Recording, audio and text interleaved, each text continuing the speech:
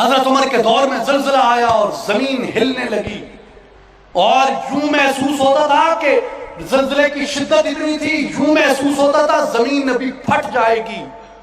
حضرت عمر رضی اللہ تعالیٰ عنہ نے زمین پہ کھڑے ہو کے اللہ تعالیٰ کی حمد و ثنا بیان کی۔ زلزلہ نہیں رکا،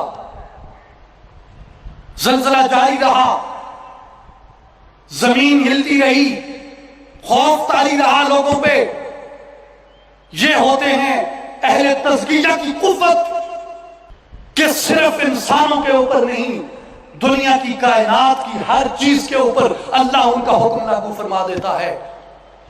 حضرت عمر بن خطاب اپنا درہ اٹھاتے ہیں، اپنا کوڑا اٹھاتے ہیں، اپنا کوڑا اٹھا کے زمین کے اوپر پٹخ کے حضرت عمر اپنا کوڑا لگاتے ہیں۔ حضرت عمر زمین کو مخاطب کر کے کہتے ہیں، قری الم اعدل علیک، اے زمین میں تجھے کہہ رہا ہوں تو تھمتی کیوں نہیں؟ کیا میں نے تیرے اوپر عدل نہیں کیا؟ میں تجھے حکم دے رہا ہوں، تو تھم نہیں رہی۔ میں اللہ کی حمد و ثنا بیان کر رہا ہوں، تو تھم کیوں نہیں رہی؟ الم اعدل علیک، میں نے تیرے اوپر عدل نہیں کیا ہے کیا؟ فاستقرت من وقتها، جب حضرت عمر نے یہ فرمایا تو زمین وہیں ساکت ہو گئی۔